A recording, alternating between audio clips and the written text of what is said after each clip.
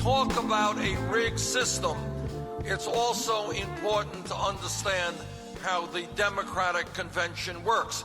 We have won, at this point, 45% of pledged delegates, but we have only earned 7% of super delegates.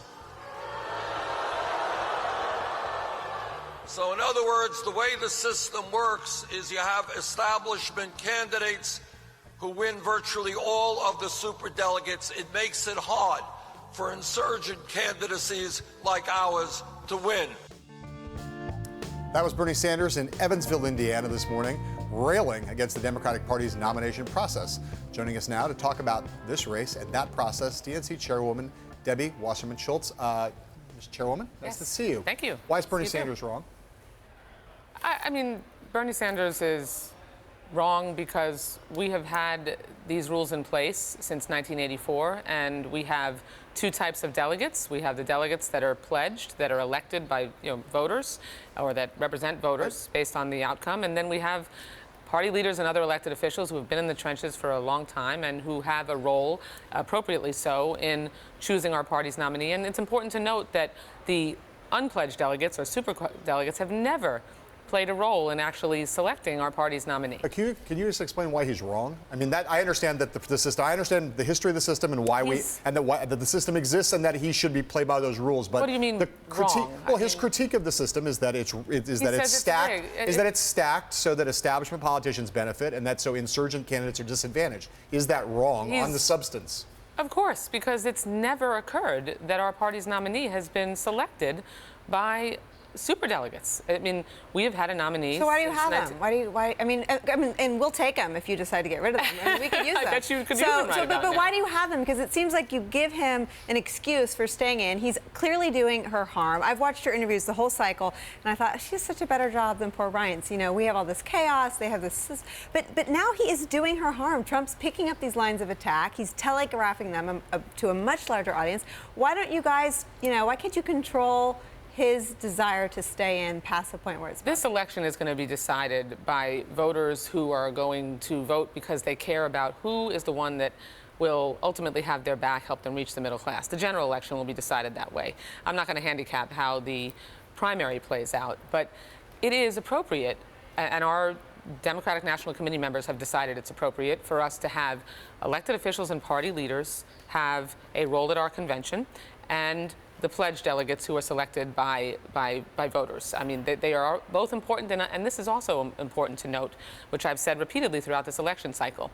If you didn't, it was decided a long time ago in part to have superdelegates because otherwise you would have, at the district level, when you have activists and other people who want to go to the convention and become a delegate, you'd end up, if the only way to become a delegate is for everyone to just run at the district level, then how is an activist going to compete against an elected official who's much better known, much better organized? But in this scenario, he's there. But can you just play a little fantasy game with me? I'm an establishment Republican. These are grim days. If she loses, say, by just a smidge to Trump, is it fair to look back and say if Sanders hadn't done damage to her by questioning her ethics, questioning her honesty, and questioning her qualifications all spring, it might have turned out different? No, because Hillary Clinton has earned 10 million votes. She has more than 1 million votes more than Donald Trump. Coming out of the last 5 or 7 of our primaries, our voters have consistently said they're enthusiastic about supporting either one of our candidates. 58% of the Pennsylvania Republicans coming out said they thought their party had actually been harmed by their process. But Trump wins, no fault to Bernie. I don't think Donald Trump is going to win. It's a fantasy game. Right. Well, that's a nightmare, not a fantasy. Well, so I don't want to go there. And I think voters are going to make a decision based on who they think are going to move us forward and build on the progress that we've made. Let me ask you about 2 other critiques of Sanders of the Democratic nominating process. The first is about same-day registration.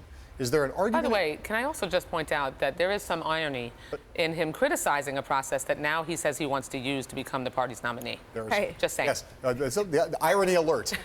Is there an argument against same-day registration for Democratic primaries? What's the argument against that? No, I support same-day registration. I support automatic registration. I support same-day registration. Any of those reforms, because we're the party that believes that we should maximize people's opportunity to vote, and Republicans believe we should shrink the electorate because they understand that the only way that they can win elections consistently is by having fewer people vote. Let me get you to the second one, which is about open primaries versus closed primaries. Sanders now basically says, look, these closed primaries are a disaster. Democrats should have all open primaries because that's the way to reach out to independents who are crucial for the general election. How do you feel about open primaries versus closed primaries? Well, those are decided. How a primary is structured is decided by state law. Understood, but how do you feel about open primaries versus closed primaries? I absolutely believe that a party's nominee should be chosen by someone registered with that party.